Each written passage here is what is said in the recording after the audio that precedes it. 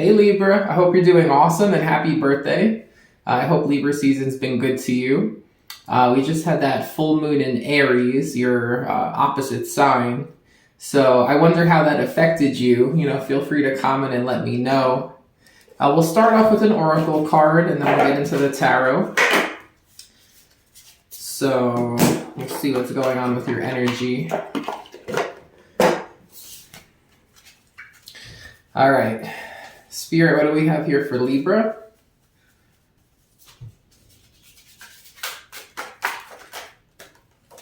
Okay, I'll take both of those. So we have the baboon, 31, which is 4.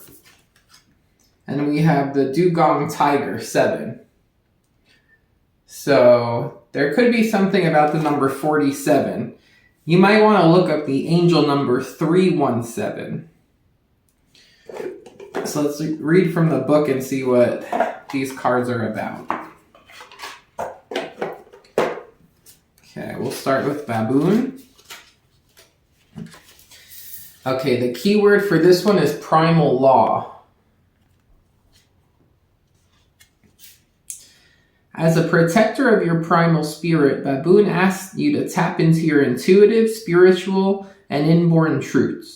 Baboon urges you to own up to your primal instincts and honor your role of expressing your masculine or feminine energy. Primal law is not a contemplation of the mind. It lives in the present moment and guides you to make clear, concise decisions based on the unique feminine and masculine roles in your life. As you strengthen your self-awareness, your actions and decisions will become clear. Release any resistance to your innate truths and accept the power your primal spirit has gifted you in this lifetime. Discipline and order will provide structure in your life while expanding and illuminating the journey. All right. Strengthening self-awareness and balancing the masculine and feminine. I like that. We all have masculine and feminine. If you've had your astrological birth chart done, they'll tell you what your breakdown is based on your placements. So that might be something you want to do if you haven't done that yet. It's free. You could just go online and Google astrological birth chart. I think the one I use is Cafe Astrology. So I could do it for you if you want. Just send me an email. All right, dugong tiger. An alchemical dictum states, for a tree's branch to reach the heights of heaven, its roots need to touch hell. Are you a person of extremes? Do you sometimes neglect to find balance in your ideas, self-care, emotions, relationships, or work? Perhaps you understand the tendency within your own personality to sway from one extreme to the other, while choosing to ignore the consequence of staying in the eye of the storm. Dugong tiger poses a challenge for you to pause and look at the effects of your extreme behaviors. What adjustments can you make to bring balance and harmony into your life? Speak out loud with truth and compassion for what you want. The balance of these opposing animals will allow you your deepest power. All right, so I'm thinking, around like your birthday, people try to make you happy. They try to give you what you want, and it's easy if you have a tendency to have an extreme, it's easy to do that around your birthday. So that might be a reason why it's coming up now. Things might be like more accessible, or people want to please you, so they want to give you what you like. I'm almost getting like New Year's resolutions, but it's like maybe around your birthday, you're realizing like your tendency to have extremes with certain things, and it might be something that you want to have more self-awareness with, okay? So that's how I see these cards tying together for you. Okay, so Libra. Let's get to it.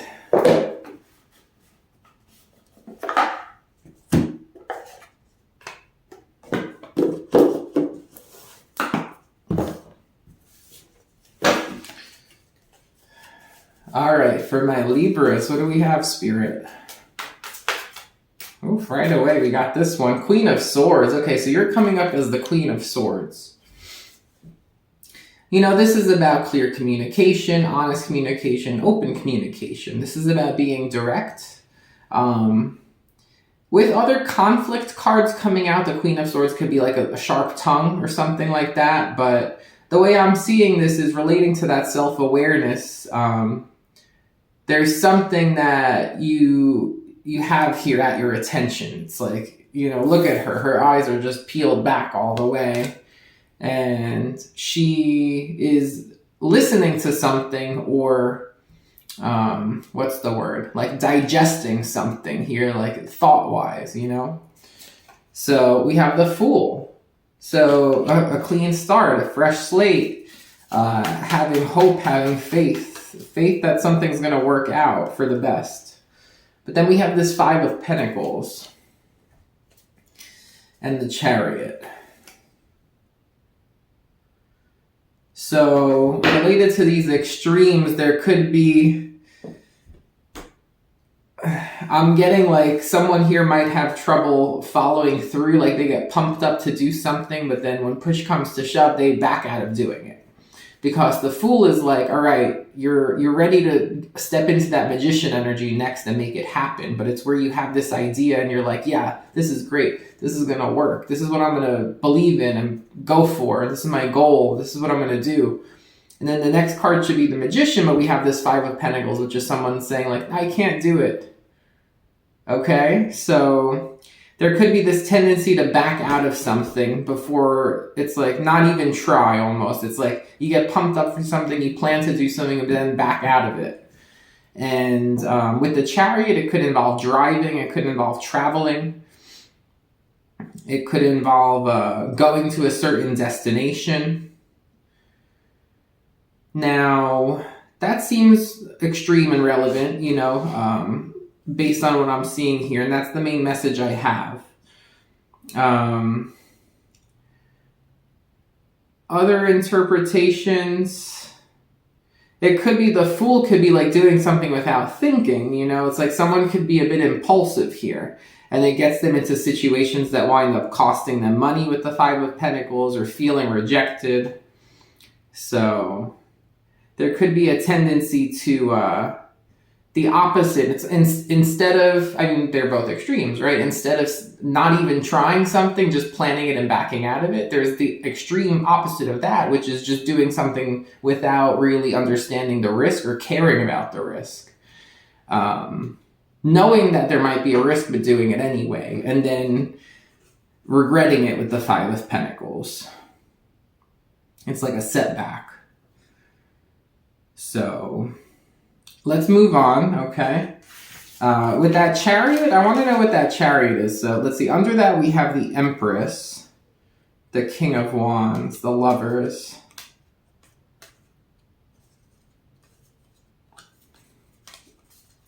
For some of you, Libra, you might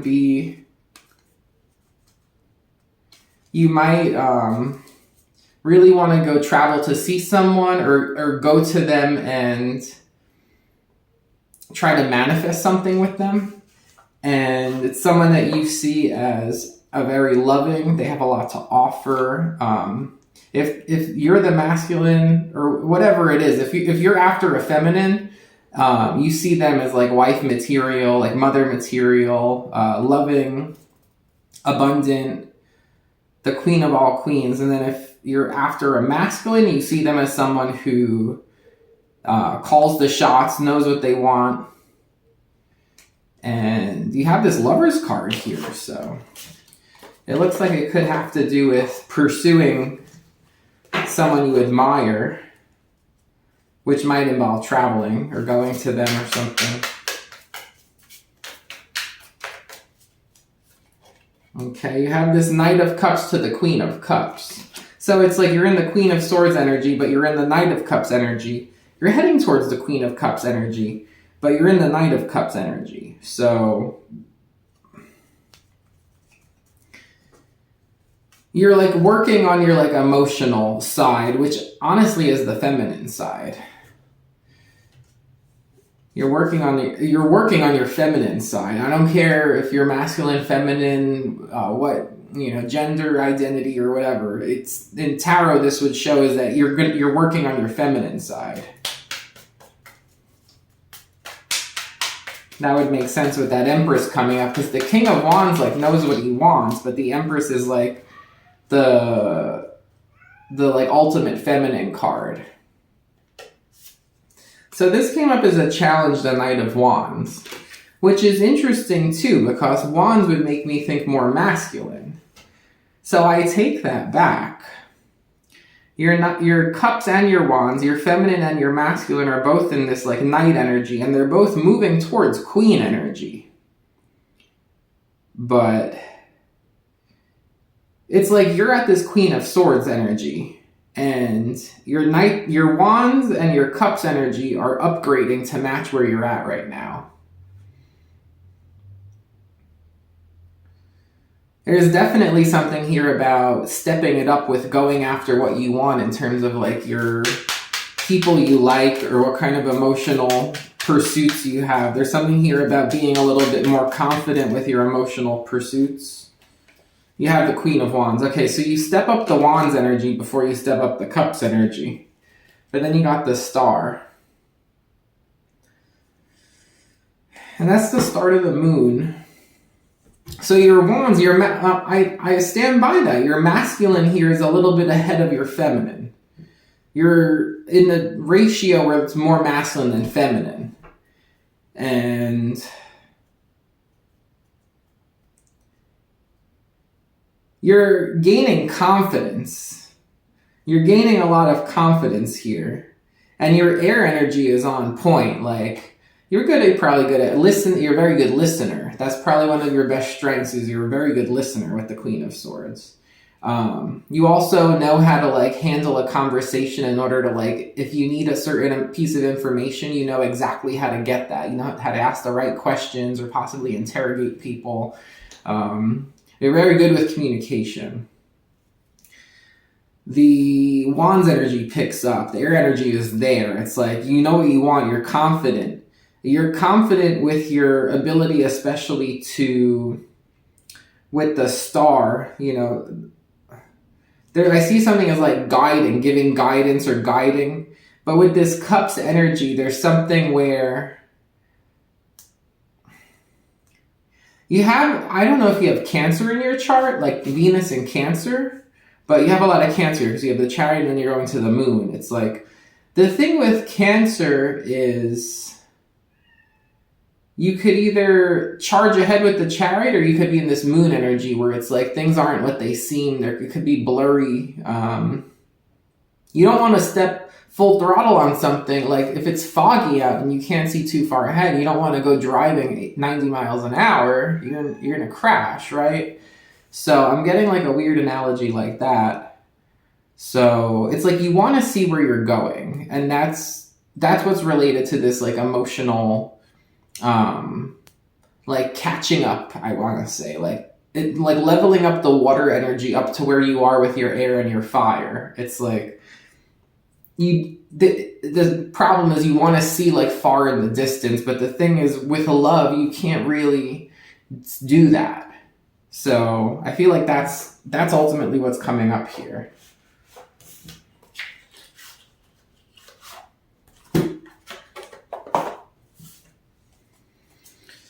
All right, what else for Libra? Okay, we have the Fool. Okay, so back in this Fool energy. We're back in this Fool energy. Now what happens? Okay. 10 of Wands. Not exactly the card I was looking for. Oh, that's weird. And then we have the Sun and the Moon that came out together. That's interesting. That's almost trying to use your light to see as far ahead as you can in the dark. That's turning your headlights on. It's the fog analogy. It's oh wait, I could turn my fog lights on and at least I could see a little bit ahead of what I'm doing. You could foresee a little bit. Even though you can't see all the way in the distance, at least you could see enough to move, to make progress. Princess of Wands. It does set you back though with, there's confidence, but it does, it does set you back a little bit with the fire energy. Your air energy is on point. Your water energy is the big challenge, and when you put yourself in a situation where like you're working on the water energy, then your fire energy like kind of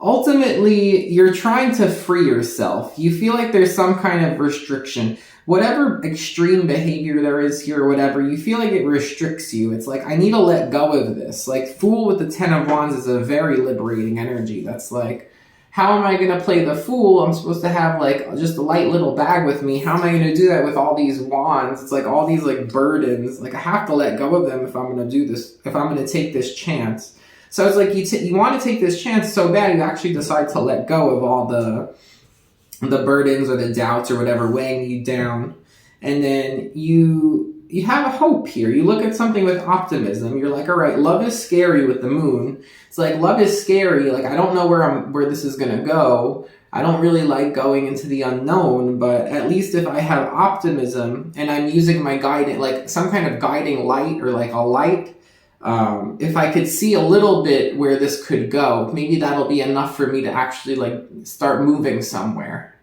Okay, and that's what I see here. So it looks like things do start to move. You're scared, you know, emotionally you're scared here. That's what it's showing, but you're willing to work on what you need to work on here in order to feel a little bit lighter and to have optimism and hope to actually like make some progress with this, okay? So that's what we got here, Libra. Let's pull a few homemade cards and see what comes up.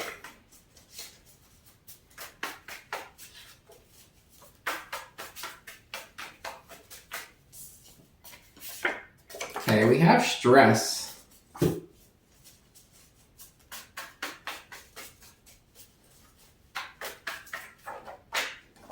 You are lovable. The extremes cause stress.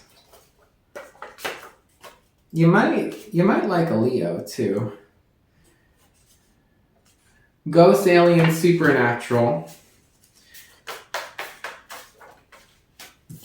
Bonding time.